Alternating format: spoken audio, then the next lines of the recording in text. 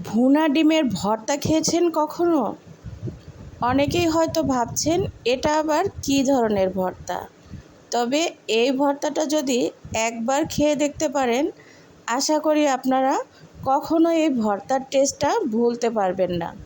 যারা ব্যাচেলার আছেন বা একা থাকেন তাদের জন্য কিন্তু ঝটপট 5 মিনিটে একটি মজাদার ভর্তা রেসিপি, যেটা দিয়ে অনায়াসে 1 প্লেট ভাত খেয়ে নিতে পারবেন। আসসালামু আলাইকুম, মুনিরা ব্লগ কিচেন থেকে আমি মুনিরা বলছি। আজ তৈরি করে দেখাবো ভুনা ডিমের ভর্তা রেসিপি। অনেকেই তো হয়তো ভাবছেন এটা আবার কী ধরনের ভর্তা, তবে দেখে নিন কিভাবে তৈরি করি। ফ্রাই প্যানের মধ্যে আমি তেল দিয়েছি, এখানে আপনাদের পছন্দ মতো তেল দিতে পারেন। আর এখানে দিয়ে দিলাম 2টা ডিম। আমি এখানে 2টা ডিমেরই ভর্তা তৈরি করব। আপনারা চাইলে ডিমের পরিমাণ বাড়িয়ে বা কমিয়ে দিতে পারেন। তো এখন দেখুন কি করছি। ডিমটাকে আমি এইভাবে খুন্তির সাহায্যে নেড়ে ভেঙে নিচ্ছি। একদম সুন্দরভাবে ভেঙে নিতে হবে। অনেকটা আমরা নুডলস বা ফ্রাইড রাইস রান্না করার সময় যেভাবে ডিমটাকে ব্যবহার করি, অনেকটা ওইভাবে ভেঙে ভেঙে এভাবে নিতে হবে। একদম ঝুরঝুরে করে নিতে হবে। এখানে আমি 2টা উপকরণ ব্যবহার করব। হাফ চামচ এখানে আমি লবণ দিয়ে নিচ্ছি, আর এখানে হাফ চামচের মতো হলুদের গুঁড়া হাত দিয়ে আমি দিয়ে নিলাম।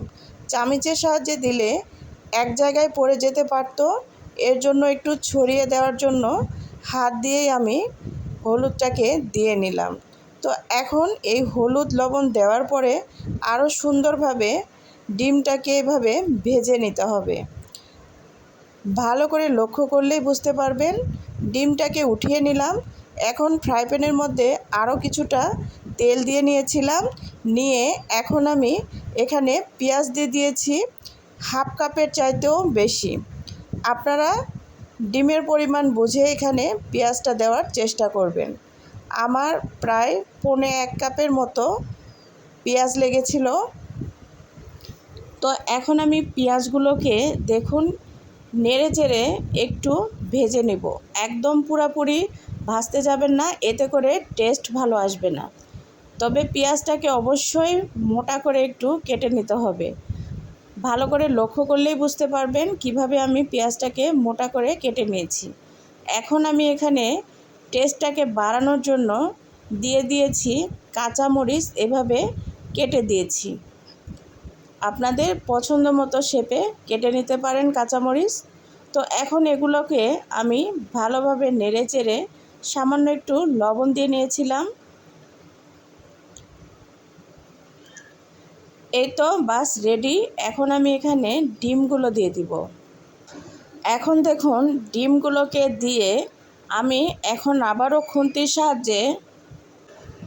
সাহায্যে এইভাবে ভালোভাবে নেড়ে চেড়ে ডিমটাকে পেঁয়াজের সঙ্গে একদম মিক্সড করে নেওয়ার চেষ্টা করব।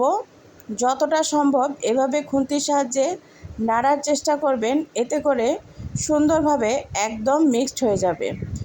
তো এখন আমি এখানে কিছুটা ধনিয়া পাতা দিয়ে দিলাম। আপনারা চাইলে এটা স্কিপও করতে পারেন।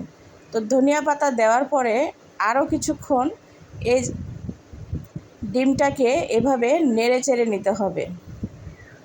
এখানে আমি ডিমটাকে নামানোর আগে আর একটা উপকরণ ব্যবহার করব। সেটা হচ্ছে এখানে কিছু গরম মশলার গুঁড়ি অ্যাড করব। ভাজা গরম মশলার গুঁড়ি যদি এখানে দিয়ে দেন তাহলে কিন্তু খুব মজাদার একটা আলাদা ফ্লেভার নিয়ে আসবে। অবশ্যই চেষ্টা করবেন গরম মশলার এই গুঁড়িটা ব্যবহার করার জন্য। এতে করে ভর্তার একটা আলাদা টেস্ট নিয়ে আসবে, আর খেতেও দুর্দান্ত স্বাদের হবে। তো এই যে আমি গরম মশলার গুঁড়িটা দিয়ে দিলাম, দিয়ে এখন আবারও কিছু সময় নেড়ে চেড়ে নিলেই বাস রেডি হয়ে যাবে আমার ডিম ভুনার ভর্তা রেসিপি। তো বাস আমার রেডি ভর্তাটা এখন আপনাদের পরিবেশন করে দেখাবো। দেখুন মাশাআল্লাহ কত লোভনীয় হয়েছে।